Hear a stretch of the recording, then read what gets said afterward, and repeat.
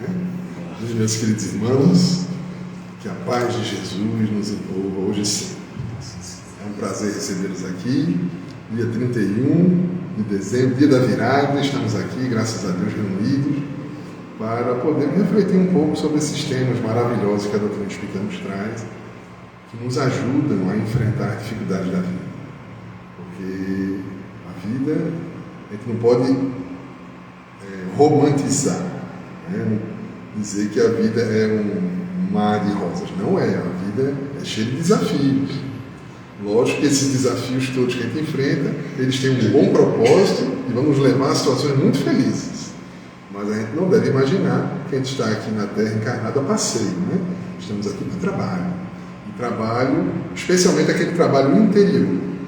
E nesse sentido, a gente gostaria de refletir um pouquinho com vocês aqui a título de exórdio, antes de passarmos a palavra ao nosso irmão Beto, que é o nosso irmão José Roberto da Silva, para os íntimos a gente chama de Beto, certo? Que é do Centro Espírita Polo, lá de Viseu, não é isso, Beto? Isso. E que vai tratar de um tema muito interessante hoje para a gente, que é espiritismo e responsabilidade pessoal. Olha, vamos refletir sobre isso aí, né? Então, essa época de fim de ano ela é muito conhecida por a fase dos planos, dos projetos. O que ele vai fazer um projeto para o ano que vem? Abrir. O que eu estou esperando no ano que vem? Né? Todo mundo esperando o sorteio da Mega Sena que vai ter mais tarde. Aí eu joguei também, né? Quem sabe ganha, aí muda a vida da gente. Mas será que muda mesmo? Né? Porque a gente faz projetos, nada contra fazer projetos materiais, tudo bem. Isso aí faz parte da vida. A gente tem todo o direito de planejar, querer modificar, querer ter uma situação um pouco melhor financeira, um trabalho melhor, uma casa melhor, tudo isso é maravilhoso. Mas não podemos, não devemos nos esquecer, e normalmente a gente esquece, de fazer o nosso plano de transformação interior. O que eu pretendo me melhorar nesse ano que começa? O que dá para eu trabalhar? Porque a gente tem que ter consciência que não dá para mudar tudo, né? De uma vez. Você tem que ir mudando aos poucos. Então, o que eu posso planejar para 2024? O que eu poderia imaginar que eu posso melhorar por dentro? Porque as coisas de fora, a gente melhora, tudo bem, mas tudo isso a gente sabe que são questões que são passageiras, que são temporárias. O que realmente importa é o que vai por dentro de nós. Então não devemos descuidar do principal. E normalmente a gente faz isso. A gente fica encantado com os chamamentos do mundo, né, e começa a ver o que é acessório, tratar como se fosse essencial. Mas o essencial é o nosso mundo íntimo, o nosso mundo interior. Então vale a pena a gente pensar o que eu vou fazer no que vem. O que dá? O que eu poderia mudar? O que está ao meu alcance? Porque também não adianta a gente fazer planos de coisas inalcançáveis. Por exemplo, em 2024 eu não vou mais ter raiva de ninguém. Não vou me aborrecer com ninguém. Não vai dar certo esse plano, né? Talvez para alguns dê, mas se já esteja num nível que já venha trabalhando isso de não se aborrecer. Mas para a maioria de nós, a gente pode trabalhar algo um pouco mais alcançável, né? Eu posso imaginar que eu não vou permitir que durante 2024 eu vou trabalhar para que os problemas domésticos, por exemplo, não me perturbem, que ainda que eu tenha uma raiva, ainda que eu tenha um aborrecimento, mas que eu não me desequilibre. Isso dá para a gente já se planejar para fazer. Embora não seja garantido que a gente vai conseguir. Mas vale a pena começar a pensar nisso. Por exemplo, aquele jeitinho, aquela coisa que a esposa faz, ou que o esposo faz, que a gente não gosta muito, que nos aborrece muito. Será que eu posso mudar um pouco a minha? Porque a gente sempre fica pensando assim, o que a gente pode fazer para modificar o outro? Mas não dá, gente. A gente não tem condições de mudar o outro, não. A gente só tem condições de mudar nós mesmos. O que às vezes acontece é que a gente modificando a nós mesmos, o outro vendo a nossa melhora, ele se modifica também. Mas querer mudar o outro por si só, para atender o nosso gosto, nossa necessidade, não funciona muito bem. A prática tem mostrado que não funciona muito bem. Mas a nossa mudança é boa para nós e influencia, estimula, incentiva aqueles que estão ao nosso redor. Foi trovão isso, foi? Coisa boa, né? Fazia tempo que eu não ouvi um trovão aqui. Estava fechando, não foi? Quando tu vinha na estrada? Está bem escuro. Muito bem. Ótimo, começar o ano com chuva, que está bem seco por aqui. Boa tarde a todos que estão nos acompanhando também aqui. Já está chegando o pessoal no Instagram, sejam bem-vindos também. Então, vamos fazer a nossa prece para o início, tá certo? para podermos passar a palavra ao nosso irmão e refletirmos juntos. Vou pedir ao nosso irmão Ayrton, por gentileza, faça a presença.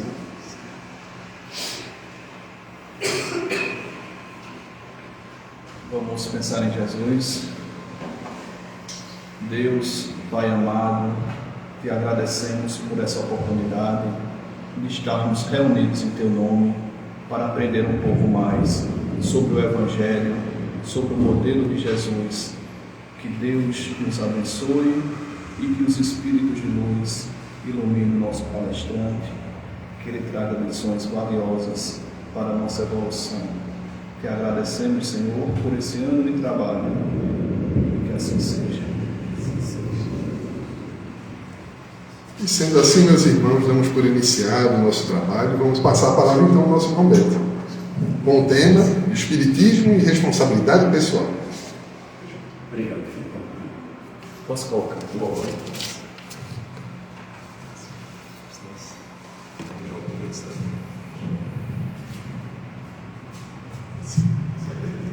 Boa tarde. A todos e a todas aqui presentes. Que a paz de Jesus nos ampare e nos inspire sempre. Boa tarde também aos amigos e amigas que nos acompanham pelas redes virtuais. Acredito que o tema seja bom para a nossa reflexão. Afinal de contas, em sociedade, muitas ideias equivocadas acabaram trazendo também atitudes equivocadas. E a doutrina espírita, felizmente, reúne o pensamento de inúmeros pensadores e pensadoras durante a história humana e traz justamente uma reflexão sobre a importância da vida, dessa responsabilidade pessoal. Por isso, eu lhes convido, a nós todos aqui presentes, para que a gente faça essa reflexão. Pode ser? Eu sei que daqui a pouco vai ter ceia, né? Vai ter final do ano, abraço, família, graças a Deus. Mas o meu amigo Heraldo, não sei se vocês conheceram, ele desencarnou já há algum tempo. Ele me disse uma vez, eu nunca esqueci: Beto, eu vim uma vez, ele era gerente do Bandep, no sertão, não recordo a cidade, me sou sincero. E ele disse que saiu no dia 31, na maior correria, porque queria chegar para ficar com a família. Mas acabou o carro quebrando e parou um grilozinho, um inseto, no para-brisa. Aí ele disse que deu um estalo na mente dele: será que esse grilo sabe que hoje é 31 de dezembro? Aí ele pensou, se vou ter um pouco mais de calma, eu vou chegar em casa, mas se eu correr demais, acabo arriscando minha vida e arriscando também a vida de outras pessoas. Esse é um pensamento de responsabilidade pessoal. Claro que o grilo não sabe, mas nós somos criadores de cultura, nós seres humanos. Já estamos num estágio em que a gente determina certas situações. André Luiz vai dizer no livro Evolução em 2 Mundos que nós somos co-criadores em escala menor. Existem os co-criadores em escala maior, são os espíritos muito evoluídos. Vocês aqui de Caruaru, né? Uma cidade bonita dessa, já pensou? Mas ele se refere a espíritos que já começam a trabalhar e a atuar no próprio universo, auxiliando a obra de Deus, a obra do Pai, como Jesus já dizia no Evangelho. E nós somos em escala menor, mas já somos capazes de criar e construir muitas coisas, inúmeras. E uma dessas questões, até o professor se referiu no início, é essa capacidade de mudança, de reflexão, de buscar uma melhoria. Quando falamos espiritismo e responsabilidade pessoal, é porque a doutrina espírita, ela não passa a mão na cabeça de ninguém.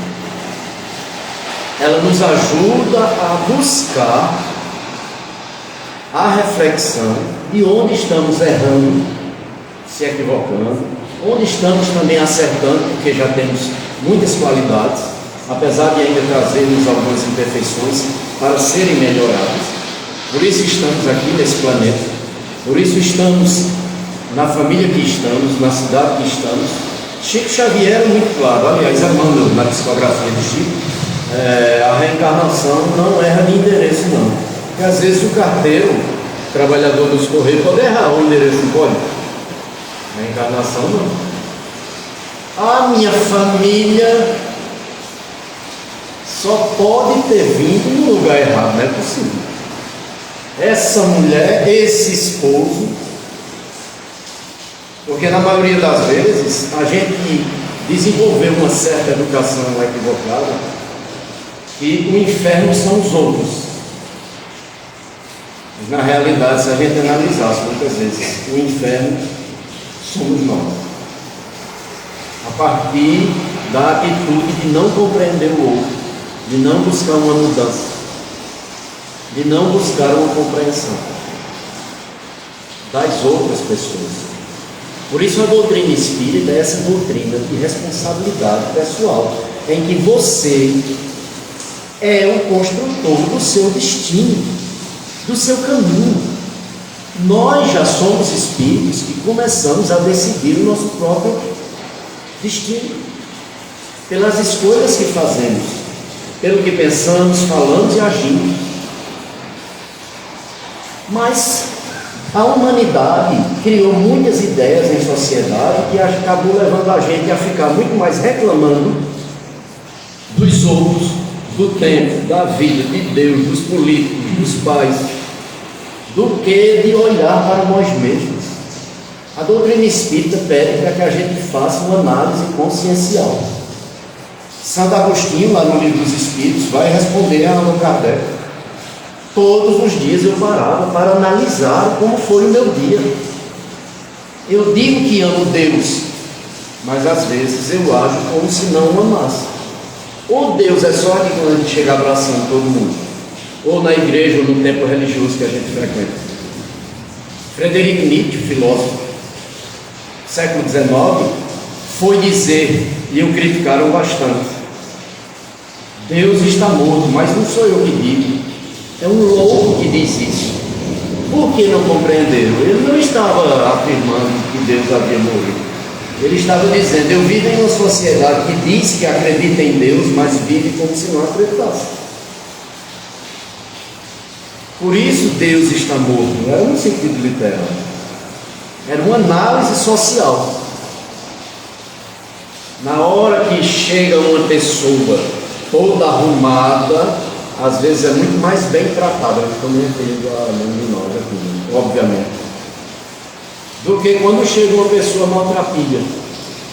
Como é que a sociedade trata, pessoal? Tem um amigo que é pastor aqui da igreja presbiteriana, fizemos filosofia juntos. E ele tinha um comércio ali próximo a Sulanca, mas agora ele já assumiu a igreja, pastor.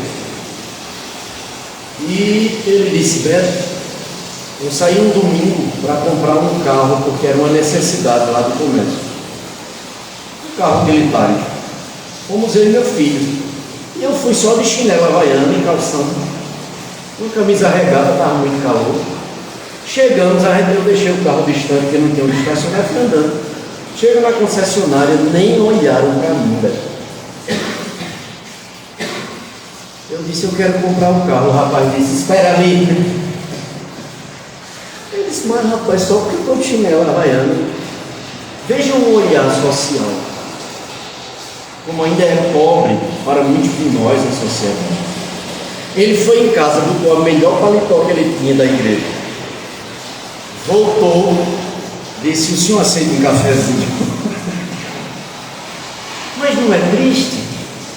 É uma falta de análise, porque a gente geralmente tem analisado o livro pela capa, mas sem nunca ler. Uma senhora me disse certa vez: eu faço evangelho lá por conta dos trabalhos da casa espírita. E ela disse que estava muito aperreada e tinha muita dor de cabeça quando lia o evangelho ou o livro dos espíritos. E perguntou o que era. Aí eu perguntei a ela: a senhora tem dor de cabeça quando assiste a novela? Ela disse: não. Então é uma questão de escolha. Mas você recomenda o quê? Eu digo: um comprimido, um Doril, faça a dor de cabeça e leia. Ah, mas é muito ruim porque a minha vista está curta. Eu digo: bota no YouTube, tem em casa, tem celular. Bote lá de Valdo Franco, bote um palestrante, o Haroldo Dutra Dias, ou palestras espíritas. Ah, mas é muito cansativo. Eu disse na televisão, já que não quer assistir. Mas sabe o que é? Porque toda opção que eu dava, a pessoa não quer. Ela prefere se fazer de coitado ou de coitada. Eu estava aqui um dia numa clínica. Vocês veem como está a nossa sociedade. E duas senhoras conversando. E uma disse: eu tenho uma dor tão grande. Aí a outra disse: e a minha que anda por dentro de mim todinha? Uma dor que anda. Então é uma sociedade que anda disputando quem tem a maior dor. Perceberam? Uma sociedade que, se alguém estiver subindo a escada, e tiverem 10 pessoas embaixo, 9 vão dizer: vai cair e vai morrer. Talvez uma pessoa diga: vá, meu filho. Essas pessoas são geralmente nossos pais ou as pessoas que nos amam. Vá, meu filho, vá, minha filha, você vai vencer. Apesar da distância, meu coração e meu amor estarão sempre com você. Uma vez eu parei na ponte de Bezerros, no centro da cidade, chama Ponte do Comércio, e tinha uma vovozinha dando comida aos gatos, lá embaixo, na beira do rio. E eu parei para olhar, porque eu achei tão bonito. Enquanto muita gente joga pedra, eu me alimentando. Aí um rapaz parou do meu lado e disse: essa velha, assim, esse termo, essa velha podia adotar uma criança, em vez de estar dando comida aos gatos. Aí eu olhei para ele, eu sou assim, o espírito ainda às vezes me aperreia. Ou o espírito não se irrita. Aqui em Caruaru não, é só de dizer, está lá, né? Aí eu disse: e você já adotou? Ele disse: também, a gente não pode dizer nada. Quer dizer, ele não estava fazendo nada, ele não adotou nenhuma criança, ele não estava alimentando os gatos, mas estava chateado porque a mulher estava alimentando. Então a gente tem que inverter esse entendimento e buscar essa responsabilidade pessoal a partir de um conhecimento maior, uma análise consciencial, como propôs Santo Agostinho no Livro dos Espíritos, que já era uma ideia de Sócrates. Homem, conhece a ti mesmo. Na realidade, a ideia nem foi dele. Ele leu no Porto de Delfos, quando ele foi visitar o templo. Nós temos, conhece a ti mesmo. Ele achou tão impressionante a ideia que ele disse: eu não faço isso. A sociedade não faz isso. Então eu preciso tomar isso como uma bandeira. E passou a buscar se conhecer, a buscar as coisas. E essa análise a gente pode fazer ou todos os dias, ou um dia por semana. O importante é que a gente pare às vezes. Pode começar com uma prece, conversando com Deus. O que foi que Jesus propôs no Evangelho? Quando quiseres falar com Deus, vai em teu quarto em segredo, e em segredo o Pai te ouvirá. Ele disse que não precisava de intermediário. Você com Deus. Mas procure um lugar em que você dê atenção.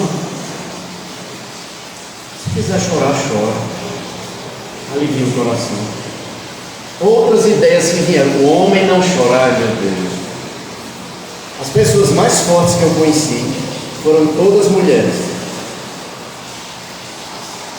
O homem, desculpa os homens que estão aqui, nada demais, mas como homem, a gente tem uma dor de cabeça, eu vou morrer. Dê um remédio aí. Quando uma mulher vem reclamar de uma dor, olha, pronto, está se acabando o mundo, trovão, vai, não tem mais nem graça. A gente não aguenta nada. Então a gente chora, é normal, mas abre o coração, converse. Peça ajuda. O próprio Jesus pede ajuda no Getsemane, no Horto das Oliveiras. Quem somos nós para não pedirmos ajuda?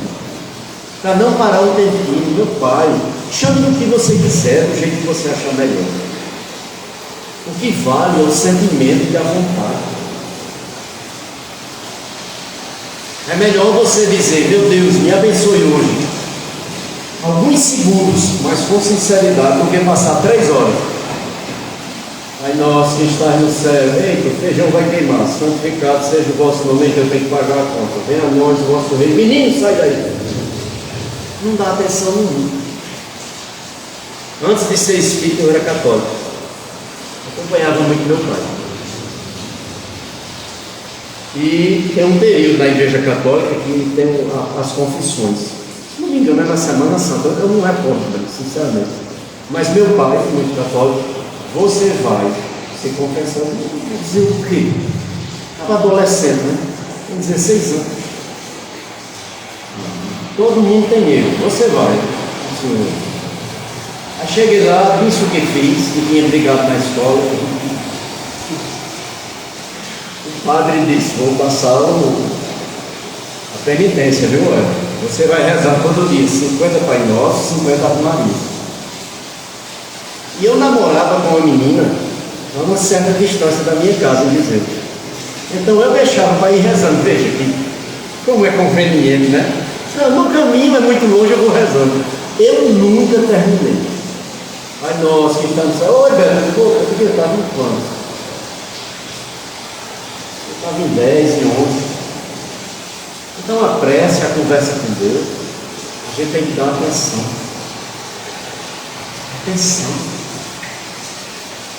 Porque se nós queremos atenção, imagine para o Criador do Universo, para o nosso Pai, como Jesus nos apresentou, Pai nosso, Pai de todos.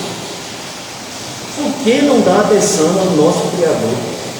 Já que, como eu disse no início, somos co-criadores ainda em escala menor, mas já contribuímos no desenvolvimento do mundo em que vivemos. As pessoas dizem: eu queria ter a missão de Xavier, de Valdo Franco, mas eu queria ficar ocultado. Das maiores missões que existem, diz Emmanuel nesse livro Consolador, Psicografia de Chico, é ser pai e mãe. Ele diz claramente: a sociedade chama de heróis os do esporte, do futebol, da música, da corrida, da arte, mas os heróis do mundo são os pais e as mães. Vejam como é inversa a visão do mundo espiritual. Perceberam? Não é inverso. Porque o que é que a gente queria ser? Veja se alguém queria ser feito pai e mãe. Será? Poxa, eu queria ser feito aquele homem bem rico do futebol. No final do ano, a gente sempre se pergunta o que é que nós gostaríamos, que a gente pensou no ano passado. Eu fiz um exercício e gostei bastante, já faço há algum tempo. Eu escrevo o que eu quero fazer em 2024. Não precisa ser hoje, pode ser amanhã, dá um tempo para tentar. Agora em 2024 eu vou mudar isso. Vou tentar conquistar isso. Aí no ano seguinte, guardo lá o negócio, eu vou abrir, metade daquilo não consegui, mas não é um exercício de análise, e não custa nada, só um pouco de tempo, para a gente ver. Eu trouxe aqui um livro, aliás, 2 livros que eu gosto muito. Esse do Haroldo Dutra Dias, Apocalipse, Mitos e Verdades, em que não vamos falar de Apocalipse, mas no trecho ele traz essa questão da evolução e da responsabilidade pessoal. E esse autor que para mim é fenomenal, Hermínio Corrêa do Miranda. Nesse livro, dos melhores que eu já li na minha vida, A Reencarnação na Vida. E para a gente ver como as coisas foram invertidas em termos de visão e educação na humanidade, porque a gente, muitos de nós em sociedade, fica muito mais condenando os outros do que parar para olhar se o erro não partiu da gente. Porque a doutrina espírita, como eu disse no início, ela não passa a mão na cabeça de ninguém. Seja severo com você, está lá no Evangelho segundo o Espiritismo, e indulgente para com o próximo. Mas como é que geralmente acontece? A gente é severo com o outro indo gente.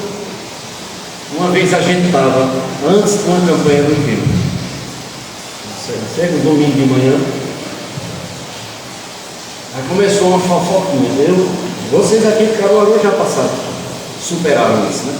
Em Bezerra ainda tem ainda. Aí eu não vou mentir que eu participei da fofoca. Começou falando, eu digo, que foi? Vai dizer, no centro espírita, na hora do trabalho. Que foi? E não sei o que, mas rapaz, como é que a pessoa fez isso? Isso é um absurdo. Então a gente fofoca, analisa, julga e condena. Mas se fosse eu, não, bichinho de mim, rapaz. Eu tenho muito problema. Por isso que eu erro desse jeito. Uma mãe chegou, socou no centro espírita numa quarta-feira, numa ponta. E disse, meu filho está com problema, ele está viciado em drogas. Você pode nos aconselhar comigo, os amigos? Sim, claro, vamos conversar. A outra mãe, que também ia pegar sopa, disse, isso é um viciado. Veja que fogo. Mas pasmem, um pouco mais de um ano, ela foi pedir ajuda para o filho que agora estava viciado também. Nosso telhado é difícil. Temos que olhar para nós. Autoanálise. Reconhecimento daquilo que a gente pode mudar. Jesus não está exigindo santidade de ninguém. O que Ele nos pede é um convite. Se vocês quiserem me seguir, diz Ele, peguem sua cruz, neguem a si mesmo e me sigam. A gente quer entregar a cruz a Ele. Ele não disse que ia pegar a cruz de ninguém, não. Quem quiser me seguir, pegue sua cruz, porque é a cruz que traz as lições necessárias à evolução do espírito. Se os pais fizerem o dever de casa dos filhos, eles vão aprender o quê? Mas eles não estão ali para ajudar. Mas minha menina, por exemplo, de 4 anos, Valentina, ela já faz um nomezinho, coisa mais linda. Mas se eu fizer por ela, ela vai aprender como?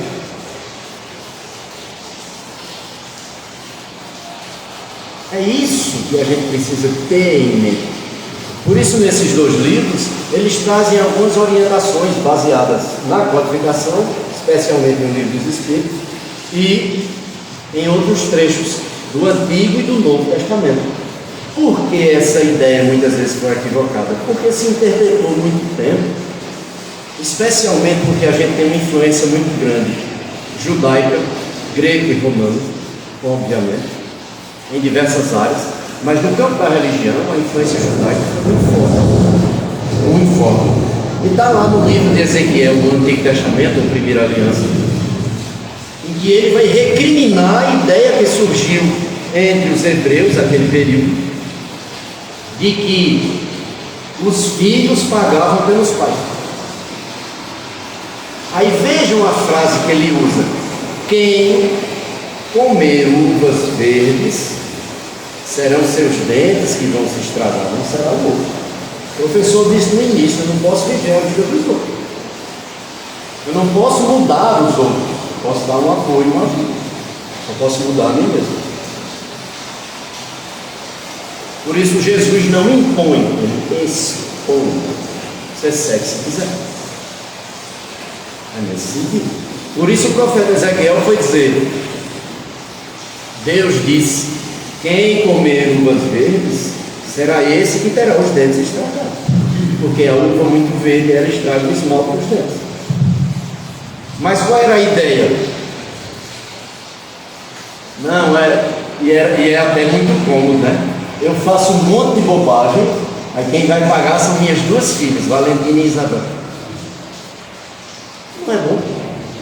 Bom demais. Faço meio mundo de coisa errada, quem paga é os outros. Não, cada um vai responder por si. E o próprio Evangelho já é muito claro. A cada um segundo suas obras. cada um segundo suas obras. Cada um de nós responderá por suas escolhas. Às vezes, nós trazemos com a reencarnação questões do passado que plantamos e vamos colher. Eita, vai ficar... Tá vendo? Final de ano a gente já pode se abraçar. Feliz ano novo. É brincadeira, pessoal, mas dá para ouvir, tá tranquilo? Dá, né? Vou só tirar isso. Por favor, saúde. Então, eu estava onde?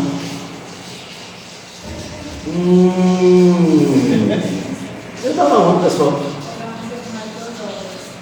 Cada um segundo, suas horas. Muito bem. Mas foi apagado. Posso contar uma coisa rapidinho?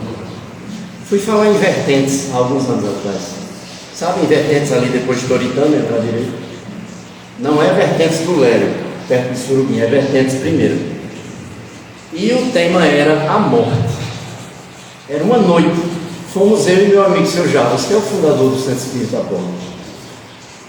E o centro estava lotado, mas era uma chuva forte. Como essa? Raios e trovões. Olha, eu comecei a falar sobre as sensações da morte. Lá no livro da codificação, O Céu e o Inferno, a Justiça Divina segundo o Espiritismo, tem uma parte que abre a segunda parte do livro, que é sobre a passagem. Eu comecei a falar o que sentia na morte. Olha, deu um relâmpago desse, apagou tudo. Teve gente que correu. Foi um susto muito grande. Eu disse, está vendo? Esse espírito mole, meu Deus. Mas quem é que não tem medo? Vocês têm medo? Às vezes a gente tem mais medo do que vai enfrentar pela forma como viveu, porque nunca se analisou. Porque muitas vezes em sociedade pouca gente faz essa análise de uma responsabilidade pessoal, de assumir seus compromissos. Por isso que os espíritos chamam o mundo espiritual de o mundo da verdade. Querem um exemplo? Vou dormir e tenho um terrível pesadelo, caindo de uma altura, um animal me perseguindo, uma coisa ruim, não é um pesadelo, mas de repente eu acordo, às vezes suado ou suado. Ai, graças a Deus, foi um pesadelo, não é essa a sensação? Então a gente tem esse corpinho para voltar, né? Depois de desencarnar, não tem mais corpinho para voltar. Vai ter que enfrentar. Vai ter que enfrentar. Por isso chamam o país da verdade. O mundo espiritual é o país da verdade. Se vivemos aqui fingindo uma coisa, a gente vai sofrer um pouco lá, porque para se adaptar à verdade eu preciso ser verdadeiro. Perceberam? Por isso é um impacto tão grande. Por isso que muitos espíritos, de Kardec é muito claro, muita gente prefere viver na ilusão, mesmo no mundo espiritual. Foge da verdade. Porque a verdade pede que a gente mude a conduta. E toda mudança, de certa forma, às vezes é um pouco desagradável. É sair daquele lugar que eu estou acostumado para outro lugar. E alguém já fez mudança de casa? Eu já me mudei muito. O meu atual guarda-roupa, se tiver outra mudança, ele não presta mais. Está feito um dentezinho mole, não tem? De tanto que mexe. Então toda mudança mexe em alguma coisa. Modifica, precisa de um tempo de adaptação. Então se você está numa casa há mais de 10 anos, está acostumado, mesmo que faltou energia como agora, a luz apagou, mas não apagou a luz espiritual, porque a luz espiritual não depende da célula, depende do coração, do sentimento, da razão, do amor. Essa nunca se apaga. Por isso que vocês ficaram. Ninguém correu, não foi isso? Essa nunca se apaga. Por isso Jesus, no capítulo 5 do Evangelho segundo Mateus, no Sermão da Montanha, ele vai dizer: Sermão da Montanha, brilhe vossa luz diante dos homens. Mas ele não está falando dessa luz, não, essa aqui pode faltar.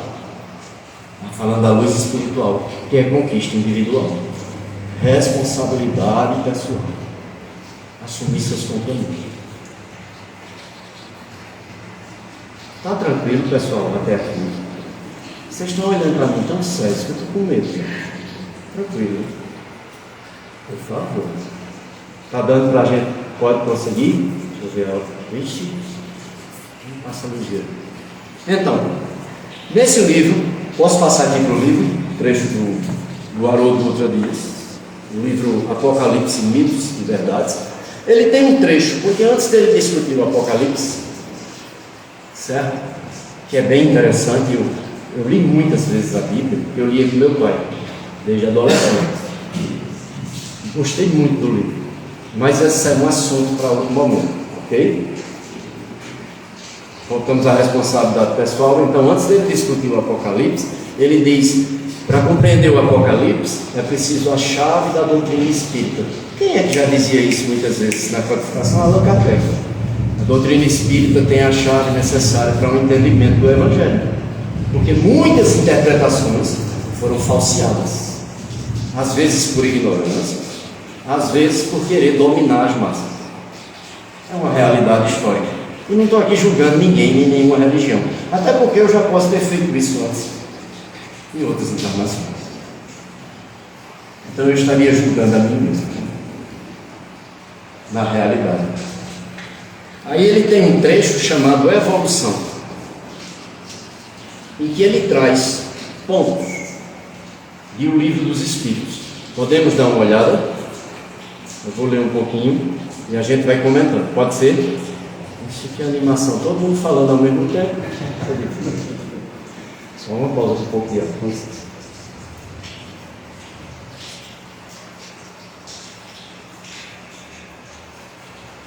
Vocês desculpem, eu estou um pouco debilitado, porque eu estava doente lá. Já estou me medicando. Tudo bem. Ele diz assim: tudo na criação de Deus segue duas vertentes. É o que nossa limitada inteligência consegue processar. Deus poderia ter optado por criar tudo perfeito, ter criado apenas anjos para viverem em mundos perfeitos. Mas, por alguma razão alheia ao nosso conhecimento, ele preferiu criar tudo semente. Eu tenho minha horta em casa. Vocês têm horta em casa? Olha, eu sou um péssimo agricultor. O meu pai era um ótimo agricultor. Então eu arranjei lá uns baldes, uns negócios. Aí tem um tomate. Eu sou fascinado por cozinha. Eu cozinho no quartel, eu cozinho em casa. Eu nunca fiz curso. Eu faço porque amo. Para mim é uma terapia maravilhosa. Né? E as viagens que eu fiz, o que eu pude aprender, as viagens para a Europa, especialmente Roma e Portugal. Deus, voltaria novamente, só para comer o que eu comi naqueles lugares. Porque quem gosta, né? Não sei se vocês sentem a mesma coisa, mas fascinante. Tem um tal de macarrão ao pomodoro, espaguete ao pomodoro. É um macarrão com molho de tomate. Eu já tentei fazer umas 1000 vezes, nunca fica igual. E todas as 3 vezes que eu fui, eu como, como é isso? Tão simples e tão bom. Então eu tenho minha horta. Eu peguei esses dias uma sementezinha que eu plantei também, orégano, e eu queria o orégano fresco. É tão miúdo assim, né? Meu Deus, como é que um negócio desse sai uma planta? Vocês já pensaram nisso? É isso que Haroldo Dutra Dias está dizendo. Mesmo que a gente não compreenda totalmente, mas Deus preferiu criar sementes, um espírito simples e ignorante e responsável por suas ações, mas nunca sozinho. Jesus é muito claro nesse sentido. O pastor tem 100 ovelhas, uma foge, ele deixa as 99 no redil e vai em busca da que se perdeu e só volta quando encontrar. Nenhum de nós está sozinho. Deus está sempre conosco. Muitas vezes nós é que buscamos outros caminhos. Lembram do filho pródigo? Pai, me dê a parte que me cabe na herança. E o Evangelho tem um termo que eu acho espetacular. Caindo em si, Pedro mudou. Caindo em si, Paulo mudou. Caindo em si. Cair em si significa responsabilidade pessoal, análise consciencial. Às vezes, pessoal, infelizmente, a gente só cai em si, na dor. Mas vai ter que cair, porque precisa aprender, precisa evoluir. A parábola do filho pródigo, quando foi que ele caiu em si? Quando estava comendo com os porcos, já haviam gastado tudo. Vou voltar para a casa do meu pai, porque lá mesmo o mais subalterno dos empregados era bem tratado. Eu vou voltar para a casa do meu pai. Às vezes, quando a gente está também em certos equívocos, a gente tem vontade de voltar para a casa do pai, é voltar para Deus, para a sua lei, questão 621, onde está escrita a lei de Deus na consciência.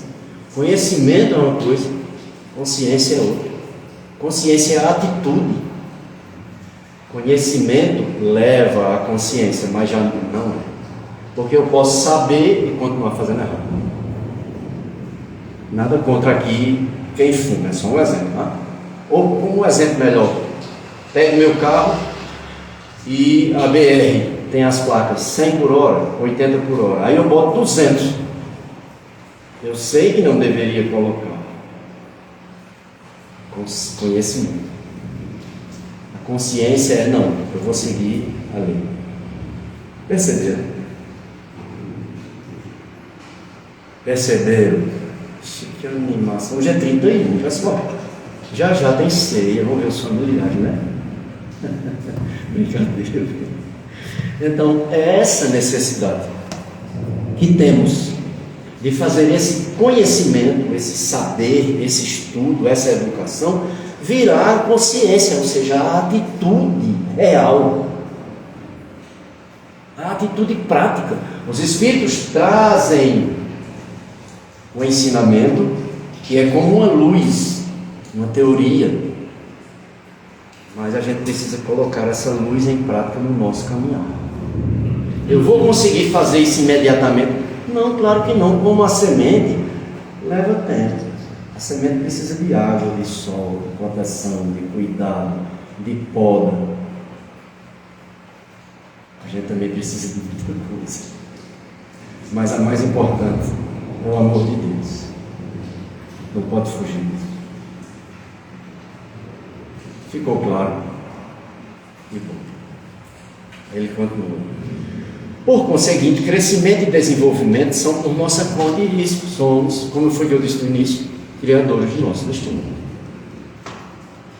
Nós espíritas não podemos dizer mais foi culpa de papai, foi culpa de mamãe.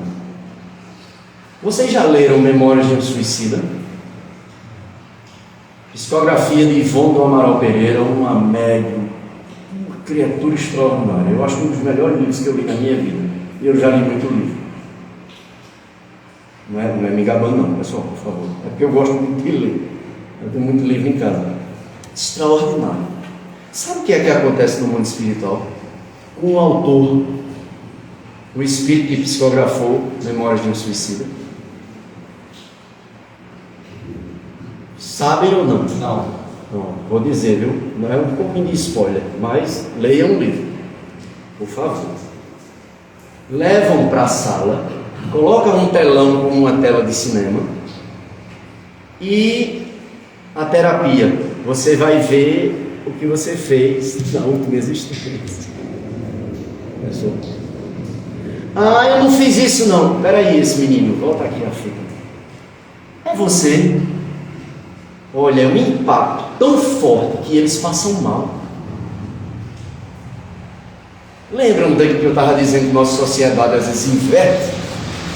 A culpa é sempre o outro, eu nunca fiz nada, é o bichinho de mim. Vai mostrar no telão. Eu não fiz não, peraí, deixa eu ver. Fez não, foi. Mas pera. Olha, estou fazendo. Sou eu mesmo, meu Deus. Mas eu queria trazer para vocês que essa análise, se não for feita aqui, a partir daqui, que ama a necessidade, vai ser feita depois. e talvez seja muito mais doloroso. Perceberam?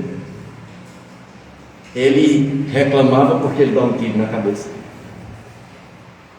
Se mata quando fica cego, no século XIX, em Portugal. Camilo Castelo Branco. E ele não aceita. E quando ele olha no telão, ele diz: eu não aceito minha cegueira. E o título é As Causas da Cegueira do século XIX. Aí ele vai reviver naquela tela, como no cinema, o que ele fez, quem ele prejudicou e o que ele plantou e agora estava colhendo. As causas da cegueira. Agora eu não vou dizer, vocês vão ter que ler o livro. Achei que era animação. Não gostado não do livro. É muito bom, vale muito a pena. Eu só peço que leiam antes a codificação, se nunca leram, porque a codificação da Escritura é um livro muito forte. É um livro de filosofia espiritual e espetacular. Muitas pessoas se assustam. Ok? Vamos lá, senão aqui em Caruaru o tempo passa mais ligeiro. Então ele traz a pergunta. Aliás, antes disso ele diz: o Pai nos criou simples, do ponto de vista da complexidade estrutural, e ignorantes. Simples e ignorantes. A terceira grande lei revelada pela doutrina espírita é denominada evolução. A gente está fadado à perfeição. É inevitável. Vai chegar. Agora, alguns chegam mais rápido, outros demoram um pouco mais. Lembrem de uma universidade, uma faculdade, uma escola. Tem alunos e alunas que se dedicam e vão se embora. Uma vez na minha escola em Bezerros, ainda no ensino médio, era no meu tempo o antigo segundo grau, uma questão de português que era crase, certo? E 2 amigos meus estudaram muito para aprender, eu só fiz decorar, ok? Então, passei na prova, tirei uma nota melhor, mas quando fui fazer o concurso, eu não tinha esquecido, então eu não aprendi. E como eles aprenderam, se saíram melhor. Perceberam? Então tem lições que a gente precisa aprender. Tem nada contra decorar, tá? Mas tem certas situações que a gente precisa aprender, desenvolver certas capacidades. Por isso, na questão 96, que ele traz aqui de O Livro dos Espíritos, a questão que o codificador traz, o senhor Allan Kardec, é essa: são iguais os espíritos ou há entre eles qualquer hierarquia? E a resposta dos espíritos superiores: são de diferentes ordens, conforme o grau de perfeição que tenham alcançado. É claro, esse mundo só é belo porque somos diferentes e aprendemos com o que cada um tem de especial. Porque os casais procuram o que não tem um no outro? Imagine um casal, pelo amor de Deus, dentro de uma casa, num relacionamento, que os dois falam muito. A minha esposa é bem calada e eu falo pelos cotovelos. Imagine que fossem os dois falando. E eu morri de falar. Mas tem um que escuta, que é o antagônico, não é interessante? Porque justamente eu estou procurando aquele que eu não tenho. No outro me completa. Imagine um casal, os dois calados, o dia todo. Vou pegar um copo d'água para mim. Posso. Isso foi de manhã, 8 horas da noite. Tu pegou minha água. Vai morrer de inanição. Imagine os dois querendo viajar direto. Aí às vezes um é mais caseiro, o outro gosta de sair mais. Não é curioso? Os filhos são assim também. 2 filhas, eu fico olhando, meu Deus, como são diferentes. Desde a infância, porque se a gente observa os filhos desde a infância, a gente vai perceber inúmeras diferenças. Um é mais calmo, o mar, sem vento, sem agitação. A outra é o mar revolto, a onda forte, o vento leva. De onde vêm essas almas? Por isso que o poeta Gibran, Khalil Gibran, disse com muita propriedade: nossos filhos não são nossos filhos são filhos da ânsia da vida pela vida. Vós sois os arcos, eles são as flechas. Quanto mais o arco se distende, mais longe vai a flecha. E é nisso que nós aprendemos. Olha, deixa eu dar mais um exemplo, pode? Dá tempo, né? Eu trouxe tanta coisa que eu tenho às vezes medo de me esquecer, tá? Aí eu trago um monte de livro. Eu compreendi certa vez essa diferença de moralidade e evolução de espírito. Eu estava na sopa do Santo Espírito Apolo, na quarta-feira. Era na quarta, agora é na segunda. Pela manhã era na quarta tarde. E chegou um menino pequenininho e disse: Painho, pediu, seu Beto, para o senhor ir rezar com o meu irmão. Olha, ele está lá, já quebrou as jarras dentro de casa, já quebrou o prato, já quebrou, ele está louco. Eu disse: meu Deus, vou te chamar a polícia. Falei, né, com naturalidade. O menino disse: o senhor não é militar? Eu disse: mas rapaz, a olhada foi na hora. Eu disse: eu vou lá, meu filho. Não aperrei não. Seu pai acha que é espiritual? Ele disse: porque ele está falando uma língua que eu nunca ouvi. Eu disse: misericórdia. Mas fui, com os espíritos me acompanham. Cheguei à casa, estava uma loucura. A pobre da mãe chorando. E ele estava completamente dominado pelo espírito, por uma entidade. Falando uma linguagem, nunca ouvi aquilo na minha vida. Depois que eu gravei um pouco, eu fui pesquisar, era Tupi-Guarani. Vê que autenticidade, né? Aí eu disse: não, vamos levar ele para a cama, em um mesarrão. Eu fiquei logo com medo. Vocês têm medo do inferno? Não. Vocês não, é só pisei para lá. Eu disse: não, deita ele na cama, me deixem sozinho com ele. Pessoal, eu li o Evangelho para esse rapaz e com o Espírito por 3 horas seguidas. Jesus dizia: afastai-vos. O Espírito saiu. Beto, meu filho, deixa o rapaz em paz. Ele ria da minha cara. Depois de 3 horas, eu estava cansado, esgotado. Eu comecei a chorar e apelei. Às vezes é bom apelar. Dons espíritos, o que é isso? Eu tentando ajudar e irritei um pouquinho chorando. Aí o espírito, através dele, abriu os olhos e disse: eu vou embora, mas não é por conta de você que você é fraco. Eu vou por conta da pessoa que chegou aí. Eu fiquei com tanta vergonha. Mas perceberam a diferença de evolução? Todos nós passamos por acertos e erros. A grande questão é se estamos aprendendo.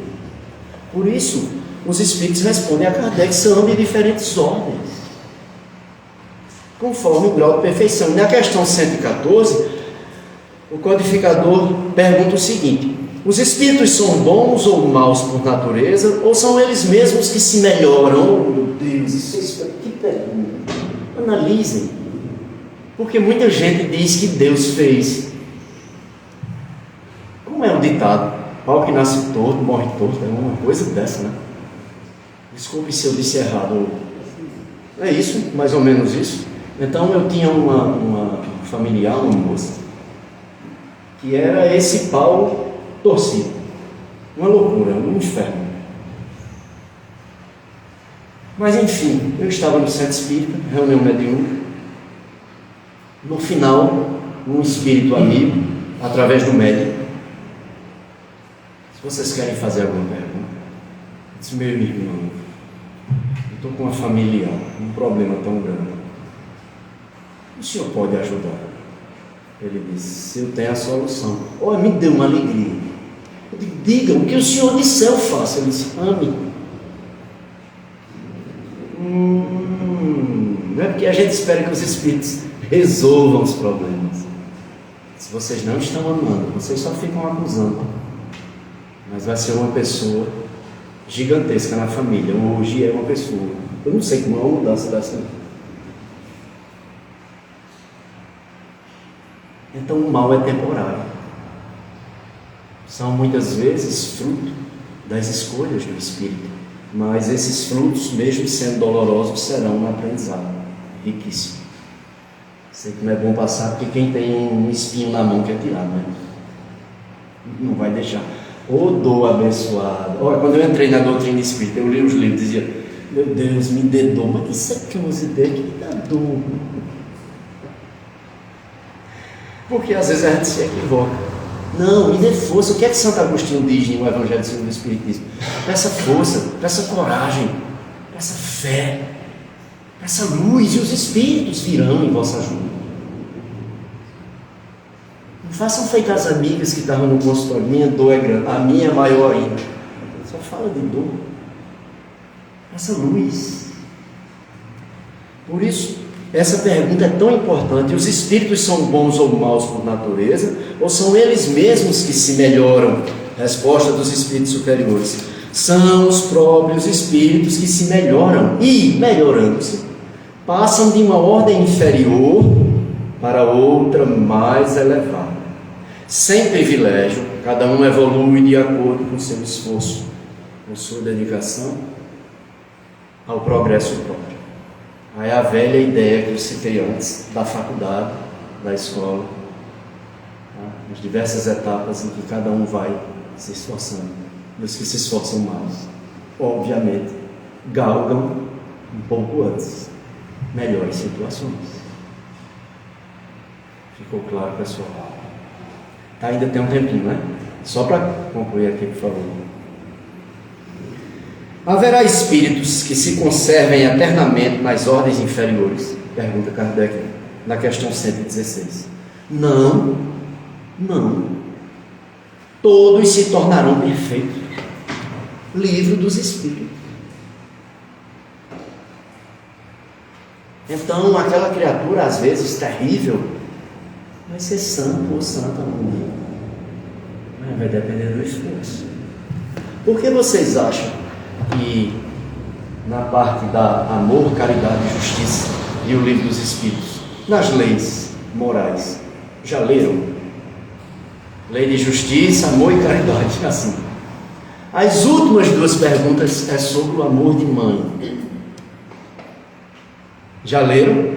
Lei de justiça, amor e caridade. E os Espíritos disseram a Kardec: essa é a parte mais importante de todas as leis. Ele dividiu em 10, mas essa última é a mais importante. E por que ele finaliza sobre as mães? Porque é esse amor que modifica a pessoa.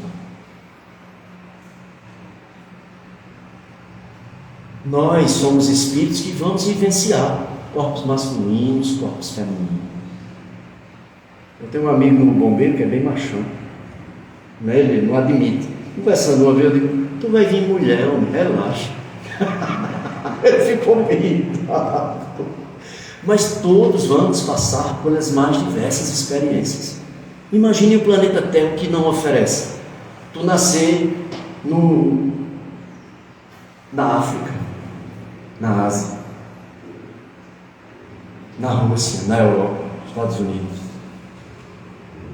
no Brasil, na Argentina.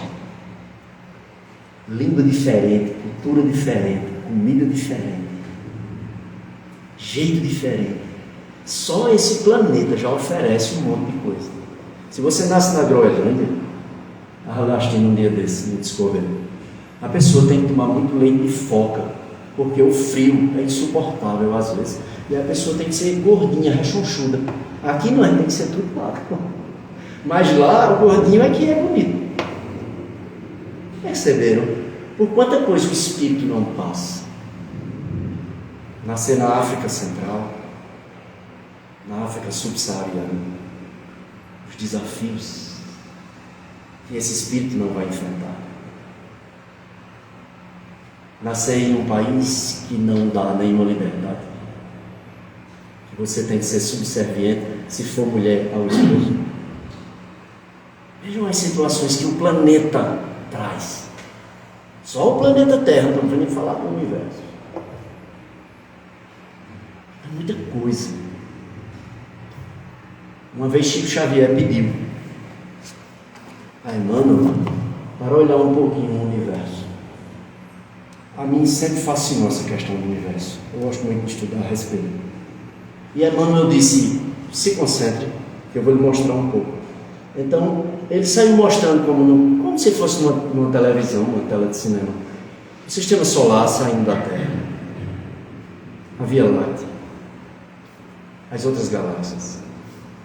As nebulosas. Quando ele viu as nebulosas, disse, Emmanuel, eu já estou com dor de cabeça, eu não compreendo isso. É gigantesco demais. Eu quero voltar para casa e tomar café.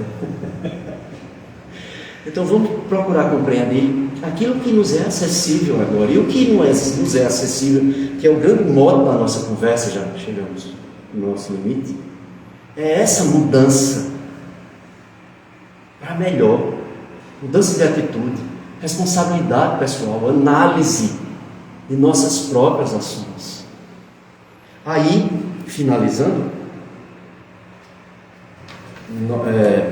o Hermínio Corrêa de Miranda, rapidinho, ligeiro, ele vai resumir essa questão da responsabilidade pessoal em 4 pontos, para que a gente, por favor, vá pensando quando for para casa. Pode ser? Graças a Deus, se animaram. Fogo e raio. Brincadeira. Cada um responde pelos seus erros e tem um mérito de suas virtudes. Não há sofrimento inocente, nem recompensa imerecida por herança, contágio ou procuração. A cada um segundo suas obras. As oportunidades de reajuste são proporcionadas a todos indistintamente. O processo evolutivo, uma condição cósmica, exige um mecanismo de reajuste moral, que é precisamente o das vidas sucessivas, a reencarnação.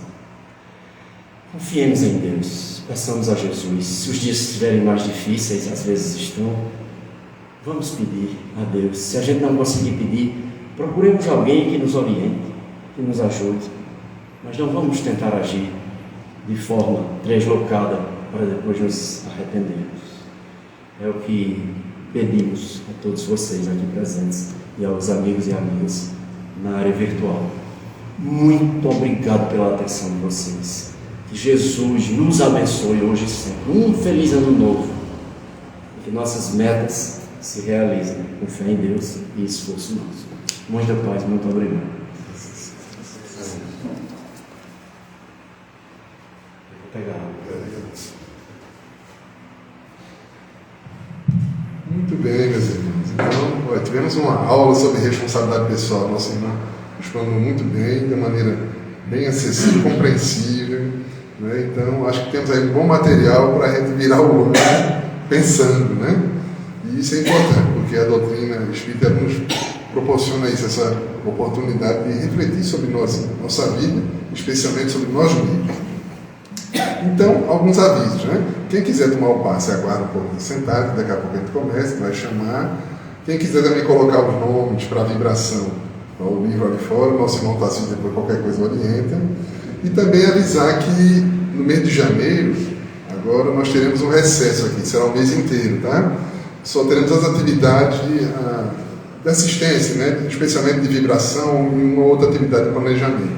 Mas as reuniões públicas serão suspensas nesse período. Em fevereiro a gente retoma no primeiro domingo, tá certo? Então o pessoal que nos acompanha também pela internet, pelo Instagram, também está avisado. Então vamos fazer nossa prece de encerramento. E eu vou pedir ao nosso irmão Tarcísio, por favor, faça a prece final.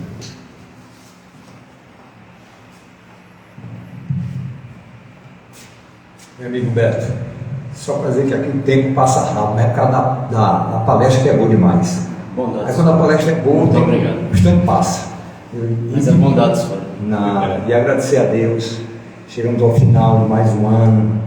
Pedimos muita paz, muita luz.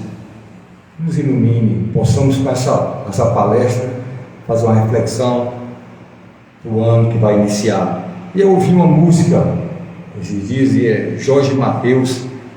Ele fala: a gente morre e fica tudo aí, e desse mundo não se leva nada.